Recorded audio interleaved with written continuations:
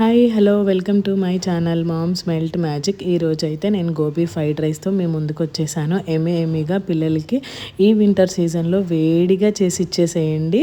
చాలా అయితే ఎంజాయ్ చేస్తారు పిల్లలు. చాలా టేస్టీగా అయితే ఉంది.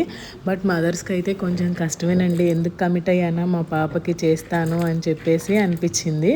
ఎందుకంటే ఈ వెజ్జెస్ అన్నీ కోసి వాటిని క్లీన్ చేసి అన్నీ చిన్న చిన్న ముక్కలుగా కట్ చేసేసరికి చాలా టైం అయితే పట్టేసిందనమాట. మళ్ళీ ఈ గోబీ విడిగా ఫ్రై చేసుకోవాలి కదా, మనము అన్నీ కలుపుకొని బాయిల్ చేసుకోవాలి ఆయిల్లో. అబ్బా చాలా టైం అయితే పట్టేసిందనమాట. ఎప్పుడైనా సాటర్డే అట్లా కొంచెం బ్రేక్ ఉన్నప్పుడు అయితే బెటర్ అనిపించింది. ఇది స్కూల్కి రెడీ చేయడం అయితే మార్నింగ్ కొంచెం హడావుడే అవుతుందన్నమాట.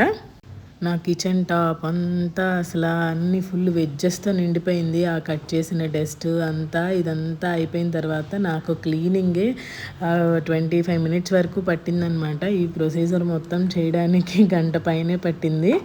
అందుకని చెప్పి మీరు అస్సలు కమిట్ అవ్వద్దనమాట. స్కూల్ డేస్లో బాక్స్లోకి మీకు సర్ప్రైజ్ రెసిపీ చేసిస్తాను అట్లా అని నాలాగా అస్సలు కమిట్ అవ్వద్దు. ఇంకా విషయానికి వచ్చేస్తే ఈ గోబీ అంతా మనం కొంచెం సేపు జస్ట్ అలా బాయిల్ చేసుకొని తీసేసి దాంట్లో ఇప్పుడు నేను చూపించినట్టుగా ఉప్పు, కారం, కొంచెం గరం మసాలా, వైట్ పెప్పర్ తీసుకున్నాను, లైట్గా ఒక 1/2 స్పూను బియ్యం పిండి కలిపేసుకున్నాను. బాగా క్రిస్పీగా ఉండాలంటే ఒక 1/2 స్పూను కార్న్ఫ్లోర్ కూడా వేసుకోవచ్చు.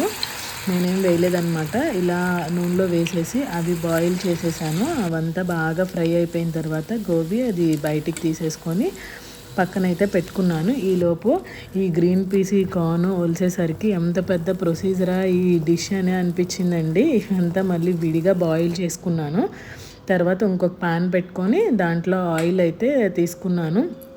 ఈ చున్నులపాయలు అంతా ఒలిసి చిన్నగా వాటిని అయితే కట్ చేసుకున్నాను అనమాట. గార్లిక్ కట్ చేసుకొని, ఈ గార్లిక్ అయితే భలే టేస్ట్గా ఉంటాయండి ఈ ఫ్రైడ్ రైస్ రెసిపీస్కి అయితే ఎస్పెషల్లీ చాలా టేస్ట్ అయితే ఎన్హాన్స్ అవుతుందన్నమాట ఈ వేయడం వల్ల.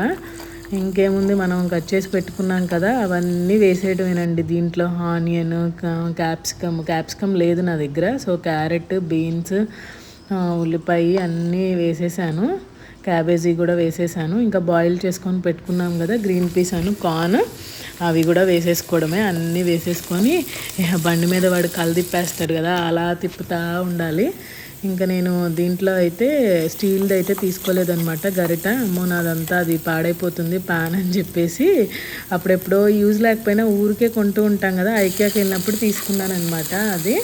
అవి 3 సెట్ వచ్చేసి 100 రూపీస్కో అలా తీసుకున్నాను. అది ఇప్పుడు పనికొచ్చిందనమాట. అప్పుడు తీసుకునేటప్పుడు ఏమో ఊరికే తీసుకుందాంలే అని అనిపించింది, 100 రూపీసే కదా అని. అది ఇట్లాంటి డిషెస్కి అయితే పనికొచ్చిందనమాట. ఇలా తిప్పుతూ ఉండాలి కదా, ఇలా స్టీల్వి పెట్టి తిప్పితే అవి కడాయిలు పాడవుతాయి అని చెప్పేసి వీటితో అయితే స్మూత్గా తిప్పేసుకున్నాను. కొంచెం ఉప్పు అయితే జల్లేసుకోండి సరిపోయినంత. నేనైతే ఇది ఇద్దరికి చేస్తున్నాను, మా పిల్లలు ఇద్దరికి బాక్సెస్లో కోసం అని చెప్పేసి.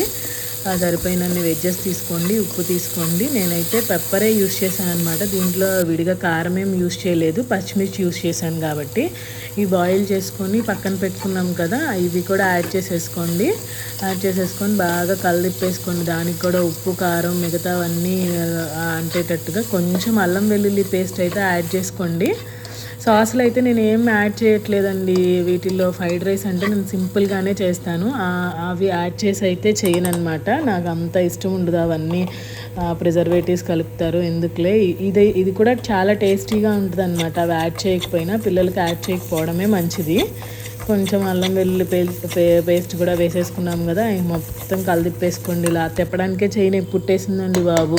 అందుకే అసలు ఇలాంటి డిషెస్ కమ్ముతాం మాకండి. ఉడకబెట్టుకున్న అన్నం కూడా ఉంటుంది కదా, ఆ అన్నం కూడా దాంట్లో వేసేసేయండి. వేసేసి మళ్ళీ తిప్పేసుకోండి. చేతులు నొప్పులు కుట్టినా మనం చేసేది ఏం లేదనమాట, తిప్పుకోవాల్సిందే. ఫ్రైడ్ రైస్ అంటేనే తిప్పుకోవాలి. ఇక పక్కన రైతా చేసేసి బాక్స్లో పెట్టేయండి, హ్యాపీగా ఎంజాయ్. నచ్చితే ఒక లైక్ చేయండి, సబ్స్క్రైబ్ చేయండి. Thank you for watching.